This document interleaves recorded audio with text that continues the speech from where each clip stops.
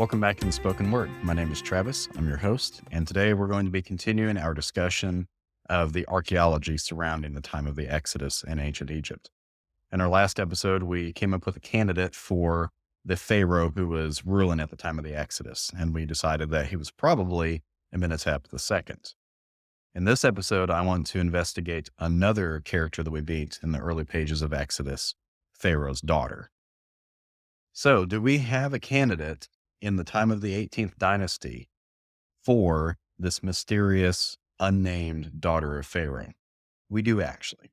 Her name is Hatshepsut, and she was the half great aunt and simultaneously the step grandmother of Amenhotep II, who, as I just mentioned, we said was our Exodus pharaoh.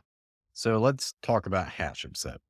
She was the daughter of a pharaoh named Thutmose I and his sister, who was also pure royal blood, Ahmose.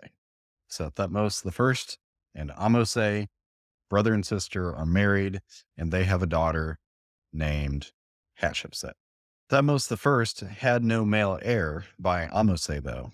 So his heir, Thutmose II, would come through a secondary wife named Mutnefret, who was herself of royal lineage. To keep everything in the family, Thutmose II would marry Hatshepsut, making the royal half-siblings husband and wife. So these two would go on, and they did have children, but they only had a daughter whose name was Neferure. So they had no son. So like his father before him, Thutmose II takes a secondary wife to have a son by.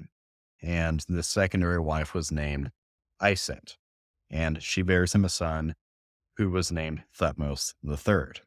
But when Thutmose III was only 2 years old, Thutmose II, his dad, died.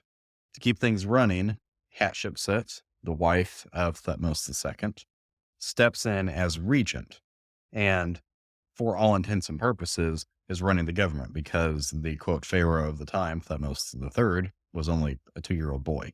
Eventually, Hatshepsut takes on the title of co-regent, and after a while even takes the title of pharaoh herself, and rules with her stepson, Thutmose III, until she ultimately passes away and left Thutmose III to reign on his own for somewhere around 20 to 30 years.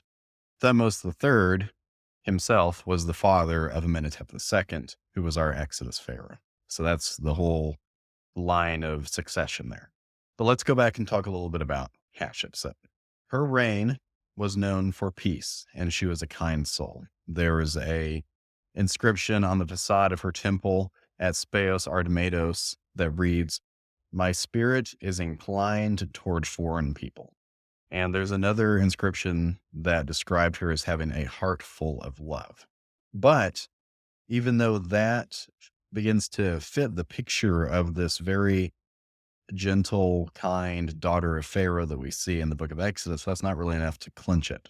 Fortunately, we have more information on her than just this. She is one of only a few women in the 18th dynasty that went by the epithet of king's daughter or Pharaoh's daughter. And she just so happens to have been about 7 years old when Moses was born. That alone makes her a prime candidate for being Exodus's daughter of Pharaoh. The other interesting thing about Hatshepsut's reign is that sometime around the end of the reign of Thutmose III, which remember is Exodus Pharaoh's dad, or sometime during the reign of the Exodus Pharaoh Amenhotep II himself, someone attempted to destroy all memory of Hatshepsut.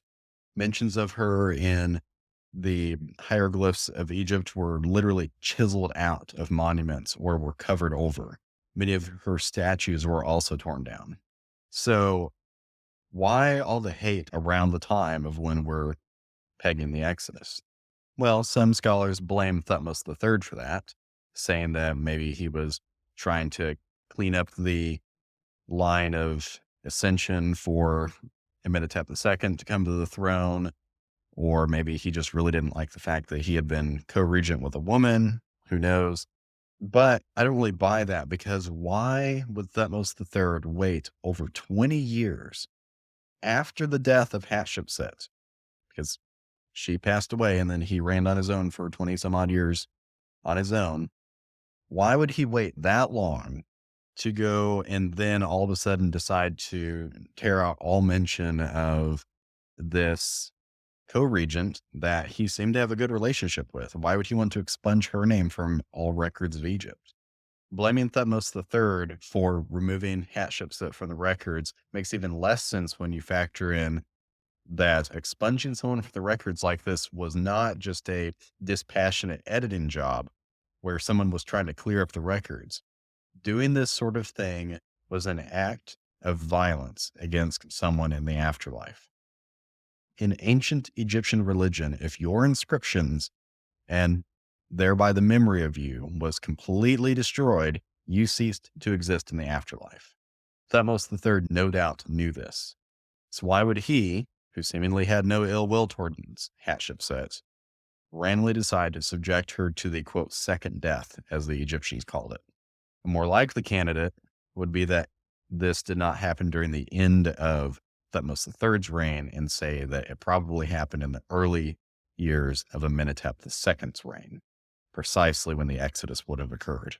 This act of damnatio memoriae, as it's called, wiping out all memory of someone, this was a deliberate, vindictive act of blind rage and total hatred. And that would make perfect sense if Amenhotep II was, in fact, the Exodus Pharaoh and Hatshepsut was the nameless daughter of Pharaoh who saved Moses from drowning in the Nile to begin with.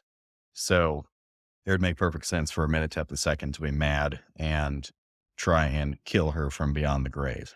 After all, if I'm correct, then if it weren't for Hatshepsut saving Moses from death in the Nile, Moses would not have even been alive to begin with to bring Amenhotep II and his kingdom and all the glory of Egypt to its knees.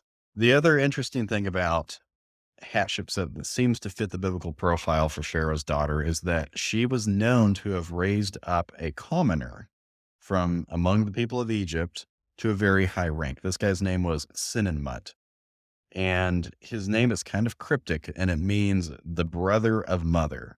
So it's like he has a mother, but he's also a brother. It's this like subordinate, but also equal to kind of quality to the name. He held many titles and was even the architect of her mortuary temple, which stands to this day. During her reign as pharaoh, he was given the title of High Steward of the King, which is about as high as you can get. So this guy's really exalted. But mysteriously, Senenmut abruptly disappears from Egyptian records after 1486 BC using the high chronology dating. That is precisely when Moses would have been 40 years old, which is the very year that Moses fled Egypt, according to Stephen in the book of Acts. Curiously, Senenmut's tomb construction was suddenly halted and sealed off. It was never completed. Inside, his sarcophagus was found incomplete and construction tools were left in place. So it was just suddenly abandoned and work suddenly ceased for unknown reasons.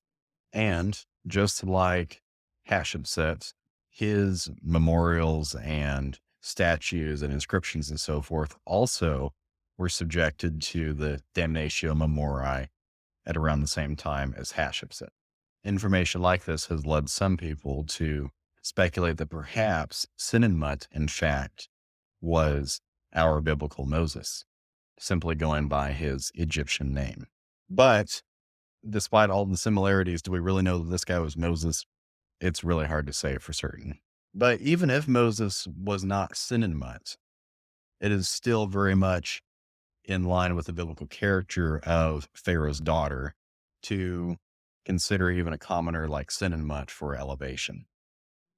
So all of that together, from her personality to the way that she treated other people to her inexplicable destruction from the records of ancient Egypt, all of that together, I think that there's enough circumstantial evidence where we could say that there's a good chance that the daughter of Pharaoh mentioned in the early pages of Exodus was none other than Hatshepsut, the princess turned Pharaoh herself.